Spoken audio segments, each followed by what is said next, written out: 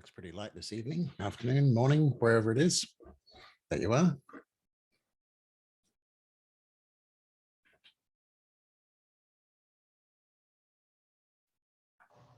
Hello.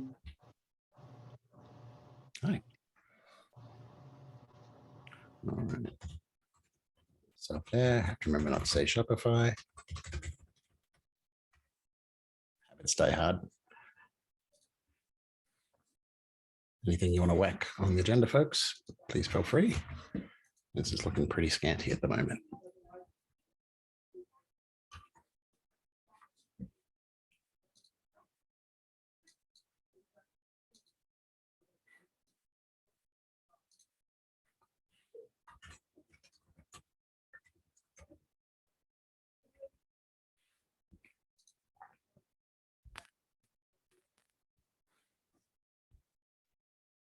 Give it a few more minutes.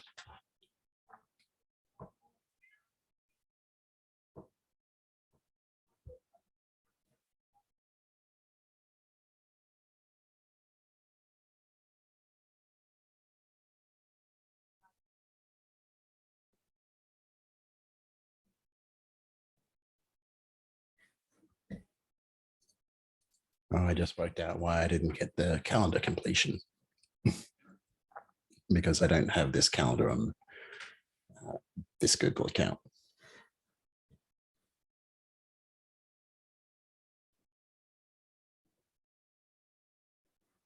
For folks checking their stuff in there, please remember to put your name so I know who to call. Hi, Betty.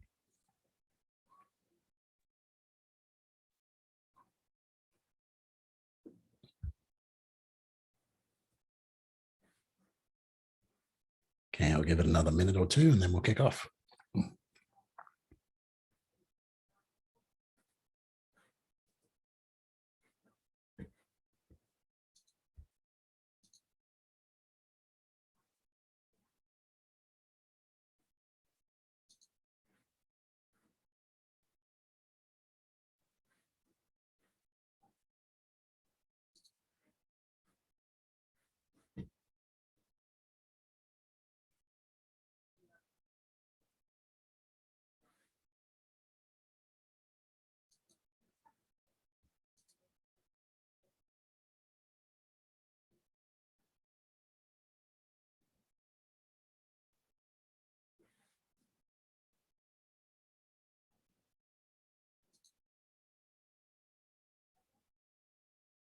All right, I think it's been awkward enough for long enough. Let's get the row on the show, as they say in the classics. I think first, Zach, you had an item for us. Yeah.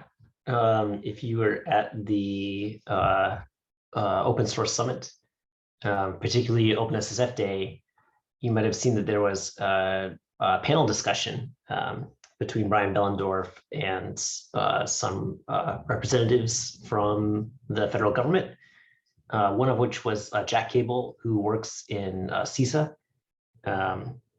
CISA. And he is quite interested in this question of how can we help increase the security of open source package managers, which is kind of the theme of this working group. So I pointed him at these meetings and at the Slack channel. I wasn't sure. I don't think he was going to be joining today, but you know, he'd seen the survey of all of the security capabilities of various package managers, and is, you know, starting to ask the questions about like what things the U.S. government could do to help set up a maturity model, help maintainers of those systems reach certain levels of maturity, that sort of thing.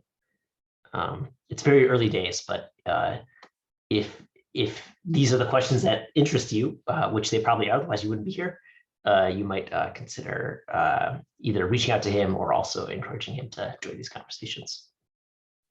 I feel like the difficulty might be that this is after government hours. And they're more strict about overtime than a lot of organizations. It's very rigid, so he might not be able to attend at this time. That would be my hypothesis. that or 6 p.m. is a rotten time. At least Eastern time. I'm sure it's fine over in the Pacific. Also use Zach, unless we've not tapped that out. I threw his email in the notes just in case folks are interested in reaching out to him. Okay, yeah, sure, why not? Okay, so provenance, I'm always saying this word wrong. Promulgating? I think that's how you say it. Anyway, we now are a little over a month out from the public beta of provenance in NPM. So this is the capability that ties a build package back to its source code and build instructions using the public good SIG-store instances. And we are very close to announcing an additional CI/CD vendor who's supporting building with provenance, but aren't quite ready to do that yet. But I thought I would come to this group and mention that we're very interested in other open source package managers adopting this capability. I know that there's a few barriers to that, principally funding, but also it's kind of a complicated system with a lot of different moving pieces. It might require implementing a SIG-store library in a language of your choosing. So again, this is another one where I don't really have a specific request for this group, but just sort of an FYI that we're interested in spreading the idea of provenance around to more package manager ecosystems. And if this is something that's interesting to you, or if there are specific roadblocks that you're encountering that you need help with, do let us know. Sounds fair. Before 2 weeks ago, roughly, I was looking at the Rust library, the SIG-store RS, as a candidate for like a shared library that Ruby Gems could hook into, and I got something to work. I'll put it that way, but a very limited level. It was mostly like, baby's first Rust binding. Something else I was going to say, but it's still sort of like the open question was exactly how that be distributed. Although building Rust modules is now part of the base Ruby distribution, building modules has never been part of Ruby Gems. So it opens the question of like, do we ship binaries? How do we build all the binaries? We have to support all these different platforms, et cetera, et cetera. So still, I hadn't sort of like come to a firm opinion at the time that I left off. But I was enticed by the possibility that like a lot of the heavy lifting could be delegated to someone else, especially if it came to pass that other ecosystems joined us in relying on that library. Then there would be a combination of effort that would make it very attractive.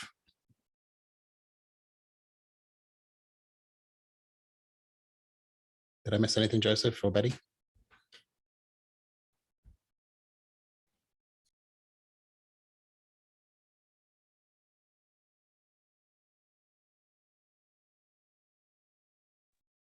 The other alternative courses. Oh, sorry. Go ahead. Just a question for Zach. If we wanted to look up more information about what you were talking about with promulgation, like what can we go look at? Is there anything public yet that we could look at? Yeah, I mean, certainly more specific requests for docs. That is helpful feedback for the NPM team and myself included. So the main things that we've published right now are the NPM RFC, of course. There's the implementation in the NPM CLI, which is open source. The NPM registry, unfortunately, is not open source. And then we've documented what properties a build system should have. in order to have non-falsifiable provenance in the full CO certificate. So we haven't been focused as much on the package manager side. We've been a little bit more focused on the CI/CD provider side. And so if there's something more specific or more concrete you're looking for on that side, that's helpful feedback. And is this related to the attestation work that I think there's some links in these notes about that from maybe a couple of weeks ago? Is that related, or is a separate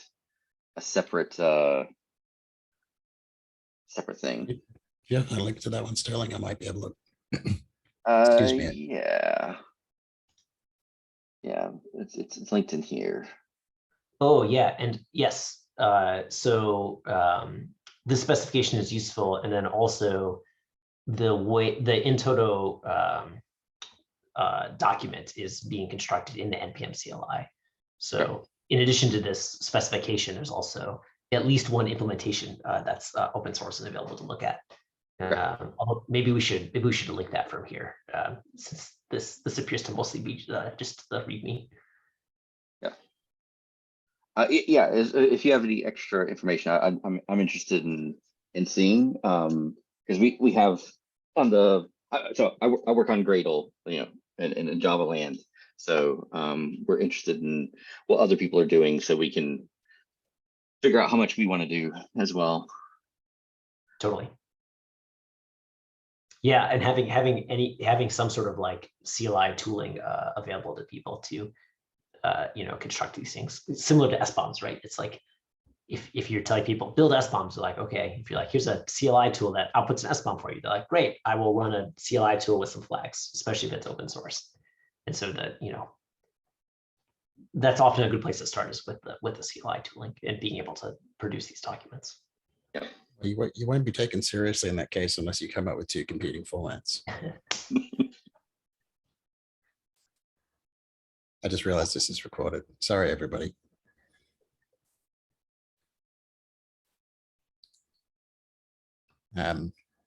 Yeah, so provenance promulgation. I was definitely impressed by this work. I would definitely like to see it spread to other ecosystems. It would be really cool to see that on PyPI, rubygems.org, Cargo, etc. Maven, the usual suspects, Gradle, of course. So yeah, I'm hoping that spreads. The last I left off, the main thing that was coming down the pipe in RubyGems land was an OIDC to token flow. So taking that build OIDC token and exchanging it for a push token, which was really cool to see. I think that's great progress. That's an excellent point, actually. Is that if often a good place to start, if your ecosystem doesn't already support it, is some concept of scoped API tokens, or being able to assume in with a workload identity from an OIDC token. Otherwise, people are like, oh, I'll just put my personal account password as a secret in my CI/CD flow, which is what could go wrong. Yeah, it kind of worries me that like AWS releases 400, 300 gems, something like that. And yeah, it's just going to be, there's a magic token somewhere that lets you push AWS, or there's a magic password, one way or the other. There's a magic piece of magic string that lets you do it, and we're all just hoping that never gets compromised.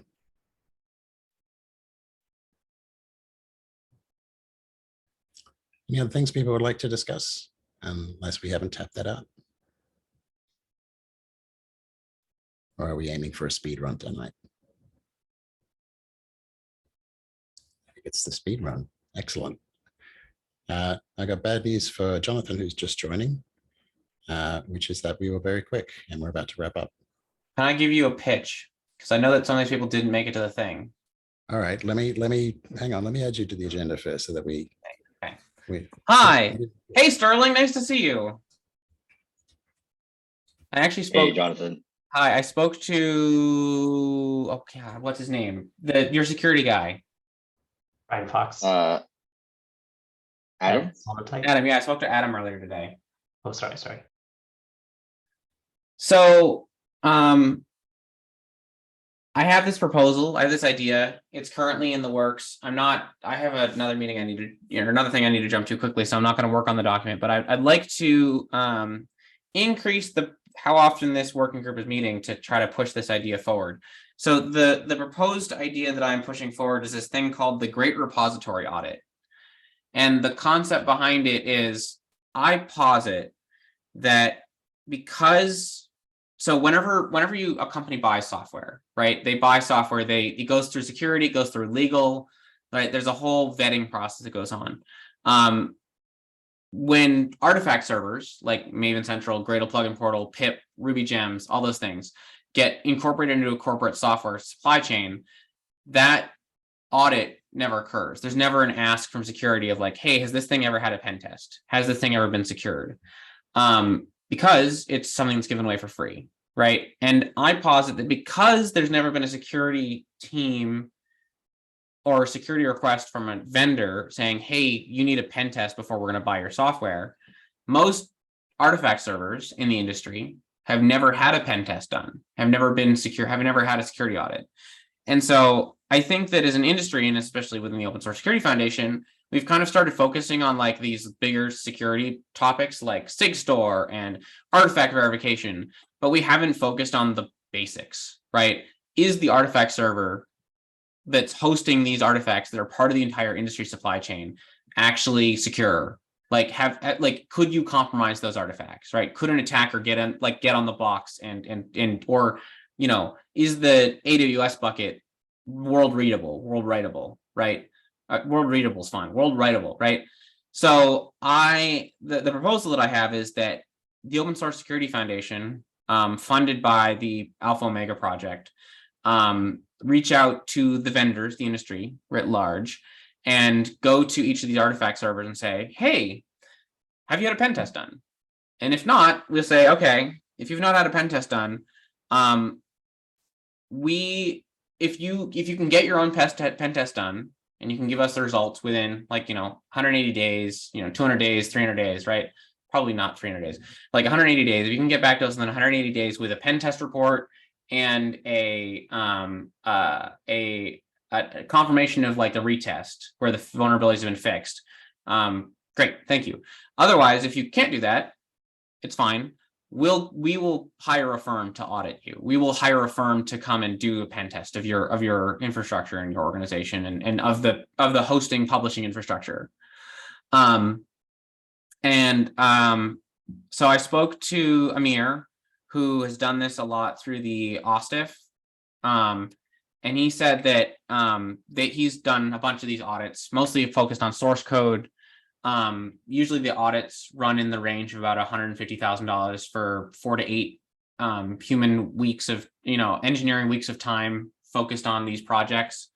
And I think that as Alpha Omega and as this working group, we could be a driving force behind, combining the working group and having this be a SIG or an item that the working group owns, driven through a proposal to Alpha Omega for funding. This could be a very successful initiative. So that's the drop. That's the whole pitch. I don't have it entirely in writing, but it's currently all in my head and that. So yes, go for it. Is the goal just that an audit has happened, or is the goal to publish the results of the audit? Yes. So audit happens, vulnerabilities get fixed, results get published. Right. Yeah, I mean, certainly. Well, as we talked about in Vancouver, I think there are instances of audits happening in these platforms. Yes. The results could be considered sensitive. Yes. And so there's sort of a spectrum here where we might say, like, can the operators of these registries confirm that an internal red team or an external pen test has taken place over the past year, 2 years, when was the date of the last one? Then from there, okay, here's how many like critical high, medium, low findings there were, and figuring out how to like iterate our way into revealing a lot of information that's potentially sensitive and historically hasn't been shared externally. Right. So two aspects of that one thing is that in my experience, I've interacted with the pen test firms, and a lot of them, if you pay lower amounts of money, they will only do web UI audits, right? Burp Suite scans, and then some stuff. Most of these artifact servers, like there's an entire component of like CLI interacting with the server, right? Like that whole flow that like most often doesn't get audited because they're just like doing the bare minimum, which is the Burp Suite pen test report that everybody wants to see.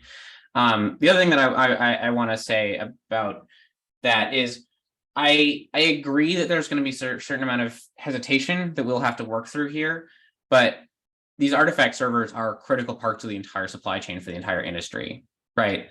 And so we could theoretically publish I think that one of the things we could do is like, hey, we have these organizations that have given us reports, and like, look, this is the one organization that didn't. Like, that doesn't look great. We can use that leverage of like, hey, look at all these other organizations that have been willing to give us their reports, and you're not. Like, what is that? Like, that doesn't look great for you, that sort of thing, right? So we can give a social pressure there. But yeah, I also think that there's a certain amount of like this is critical infrastructure, and we should push for openness and transparency about it. Jacques? I think one consideration to bear in mind is that a lot of the repos are volunteer operated. Yes. Which means that you would probably want to offer that until vulnerabilities are fixed, they weren't disclosed. So that is a conversation that happened with the Vulnerability Disclosure Working Group earlier today. The proposal on that one was, for this audit, the Open Source Security Foundation Vulnerability Disclosure Policy, outgoing policy that was ratified by the TAC 2 weeks ago, which is basically at a high level 90-day disclosure policy plus 14 days, applies to vendors that we engage with that are backed by corporations. So Gradle, Maven Central, NPM, NuGet would be Microsoft, right? The standard 90-day disclosure policy applies to them. If the repositories hosted by and run by the community, Ruby Gems, PyPy, at that point, those ones would have more flexibility around their disclosure timelines. That's the rationale that we were kind of aiming for. Was we break it down by, this is clearly run by a company, this is community run, around the enforcement level of the disclosure policy we will operate with. That makes sense to me. Zach, still yours. Yeah, there was Jonathan, there was a category of security risk you mentioned initially, but not the second time. So I wanted to emphasize that like an audit of cloud infrastructure is a really good idea. It is often up for low-hanging fruit. I keep sending this link to everyone who will listen, or any captive audience. But for example, the PSF and PyPI have a list of like fundable improvements. And the reason that they did this is because people kept coming to them saying like, oh, I have an idea how to improve your security. And they're like, yeah, we know there's 1.5 of us. And every time we ask for $150,000, it's a 2-month or it's a 2-year grant cycle. And so sometimes the problem with improving the security in package managers isn't exposing more risk, but it's finding the resources to fix the risks that are already known.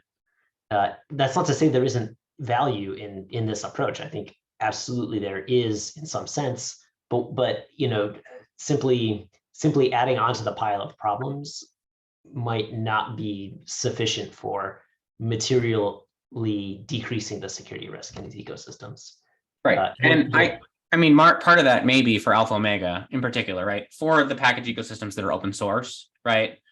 Maybe Alpha Omega says, I don't think this is applicable for corporations, but for community driven ones, right? There's maybe a provision that we say, we will both do the audit, and then we will also hire a contractor to come in and fix those things. Right, like that's a potential, right, for the ones that are open source, right? The ones that are fully open source, like Alpha Omega, because it's open source, right? We will both fund the vulnerability finding and the fixing. Right. I mean, I know that you're kind of dropping someone into it, but like contractors are used to being dropped into, here, deal with this sort of situations. At least the good ones are. But yeah, I hear that that's a good thought. I hadn't quite thought that through fully. So, but yes, I think that makes sense. There's another aspect of your pitch I wanted to give you feedback on, and that's what you were saying, like, oh, if we get some ecosystems to agree to this and other ecosystems say we're not going to do it, they would look bad. I don't find that argument compelling. I'm not sure I can speak for all of NPM, but like as someone who is partially responsible for that ecosystem, my primary objective is to like keep it available and secure. And so if I think undertaking a course of action might result in handing attackers a roadmap or like, a list of prioritized weaknesses, I am absolutely going to not participate in that, as opposed to like throwing a hand grenade at myself. Right, and I get that, and that's part of the rationale behind the carrot stick approach of, if you want to do the audit yourself, great, we support you in doing that. But if you can't give us those results, we'll do the audit. Because, for example, NPM has a safe harbor policy that would allow an external entity to go and do that audit themselves and not be legally at risk of repercussions for doing such an audit. Right. So, and that only works for that methodology only works where you're maybe not wanting to necessarily be involved, would only work if the organization has a safe harbor policy in place, which, as far as I know, Microsoft, GitHub, and Gradle are the three. I think I actually have a CSV file that is a pull request that I opened that lists all of the different repositories and their disclosure policies in a CSV file that I wanted to have someone review and merge potentially, if you guys are willing and comfortable to do so. But I also have that in a CSV format if you want the. Here's the other version of it that's not in that. So JFrog has a partial safe harbor, which is dependent upon some clauses.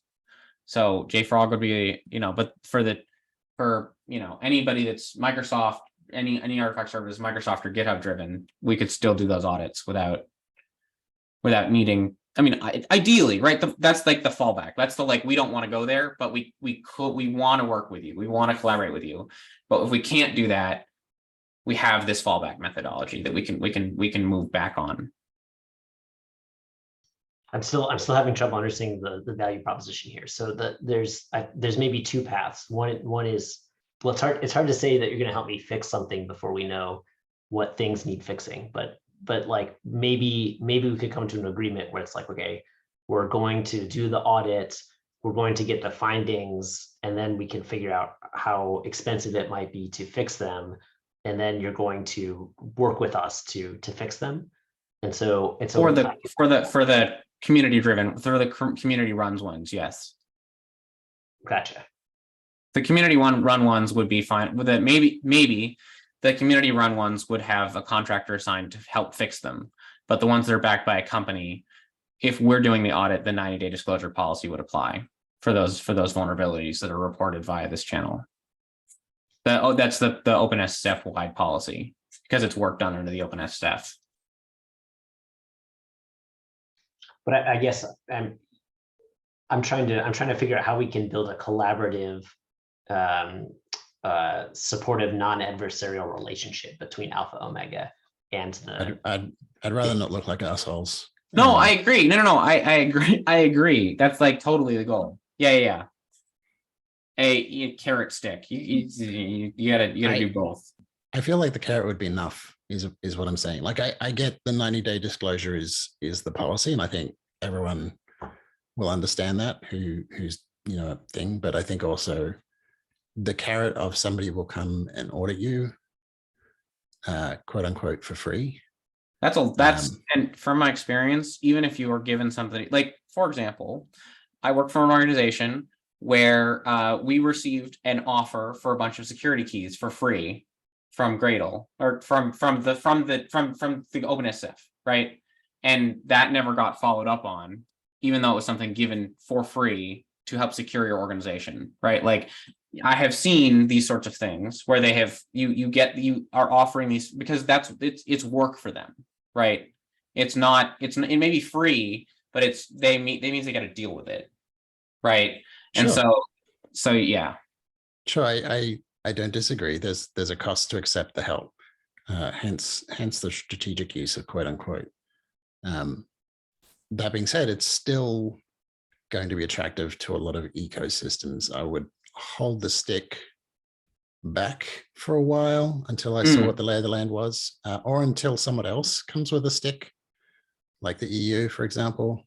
Then I would offer to help with, stick armor. This analogy is starting to it's going out on a limb.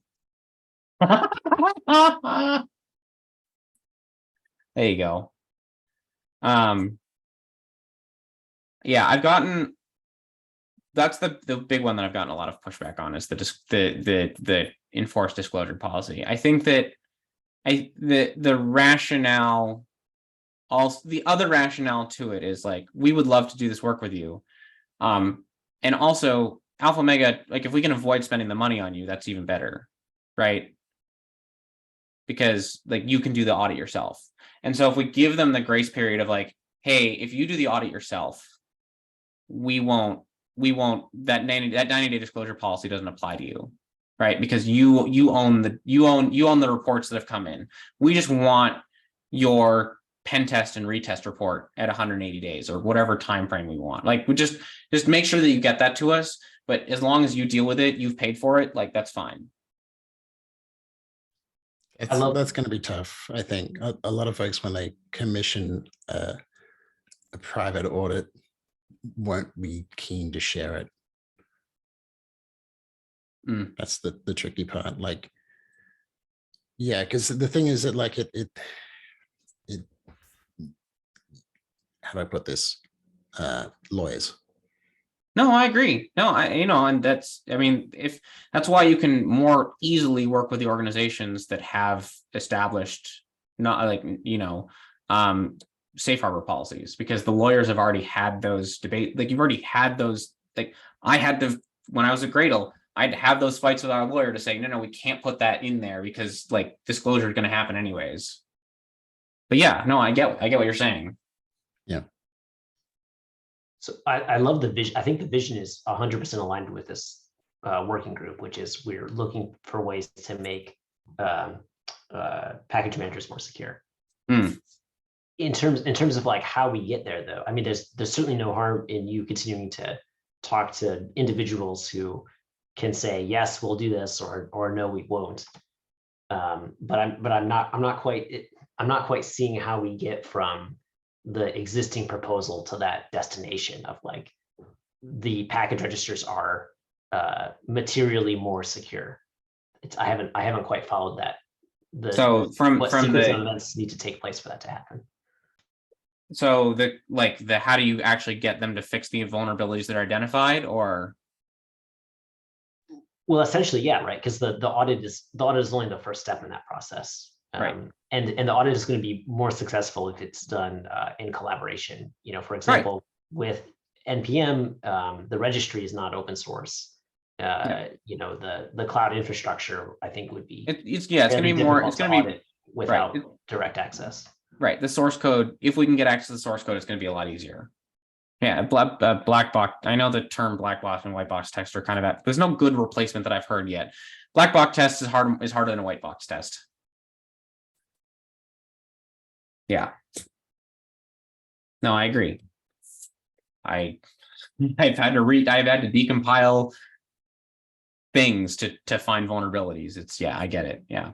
I've seen such things, he says. Yes. So I guess my question is, what is the next action for this group? Or is it like, this is informative? Well, it depends. Do you want this to be an action item from the working group, or do you want this to be an action item under a SIG under this working group? I I would want to wait until the EMEA meeting to go past before we said whether we do a SIG or stay in the group. But my instinct would be to stay in the group for now, unless it starts to consume too much time. So we tend to find that we either hit our hour or we come in under. So I think we've got space to carry it as a regular item. Perfect. And yeah, that's my intention is, yeah. I think that one of the things that one of the things that I'm struggling with is I don't want to write this document solo, and I'd rather do this with the working group collaboratively during meetings. And so one of the things that I would like to do is increase the rate at which these meetings occur, these meetings occur for this working group to give us more opportunities to discuss this document as it's being worked on. The proposal for Alpha Omega to fund it, mostly to start out with. Could I suggest a slightly different tact? If there isn't already, could we find a single package manager who's willing to go on this journey with you, and then include them in the conversation of iterating as to what the scope and the procedure and the engagement looks like? You're going to need them to agree eventually. Yeah, no, I have. So, for example, I spoke. Sterling, help me out. His name. Adam. Adam, thank you. I spoke to Adam.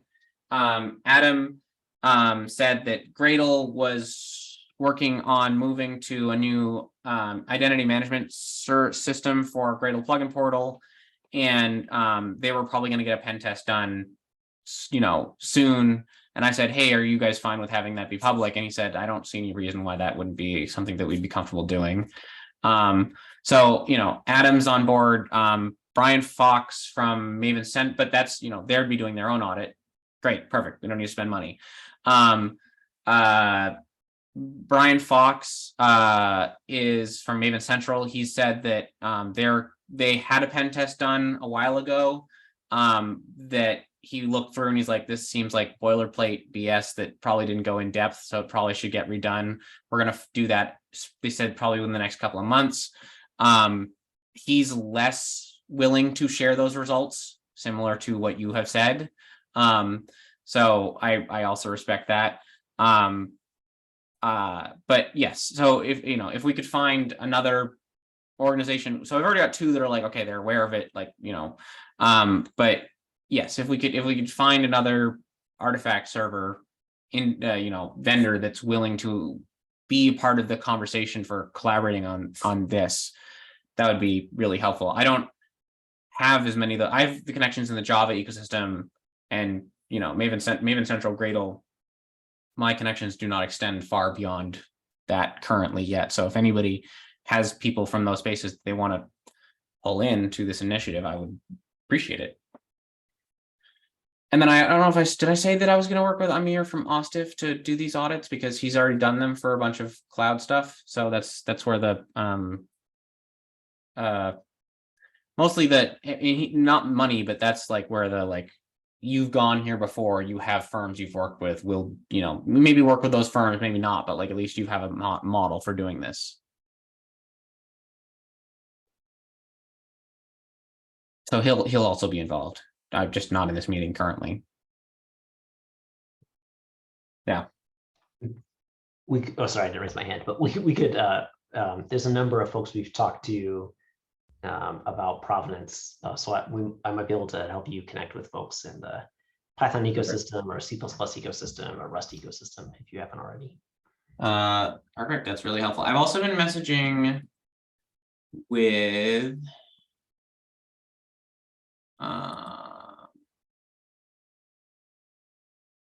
Avishai Balter regarding NuGet and Microsoft stuff, because NuGet's says NuGet. So Microsoft has a couple. And Microsoft has npm NuGet. Actually, that's it. I mean, but GitHub's npm. So yeah. And then there's some that very clearly don't have companies behind them. PyPy, Golang. Well, actually, Golang is Google Golang. Oh, and great. Kind of, yeah. There's been a small diaspora of people sort of flaking off and floating away, but still being somewhat involved. But the core team is definitely Google. Drupal, Rust, Drupal cargo for Rust. I don't know who, yeah, that's not clear. Somebody mentioned Alary for Ada. I don't know if Ada is used widely enough that we want to care about that. And then PHP Packagist, and I know PHP is everywhere, even though it's not represented often. Like, people don't think. Here's my thought about PHP. People don't invest in securing PHP because it's always run by not the engineers. It's always run by marketing, and marketing is just like, make it work. And engineers are like, so all the other stuff that's not marketing websites is like the engineering side, and that's why it's just no money in securing it, tragically. We make fun of PHP, but man, if you see PHP Twitter, they're always posting pictures of their Ferraris. So It's maybe everywhere. they're onto something. It's everywhere. Yeah.